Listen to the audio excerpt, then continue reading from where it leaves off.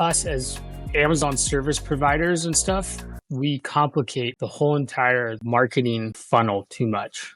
There's like advertising, there's organic, there's click-through rate, there's conversion rate, there's images, and everything's so spatialed out. But in regular digital marketing, there's like three things. It's advertising, search, and it's like conversion rate optimization. Because individuals in the space, we complicate it too much and we need to simplify it. And I'm going to push that. I think people should simplify because it makes it easier to understand. I don't think more jargon is better.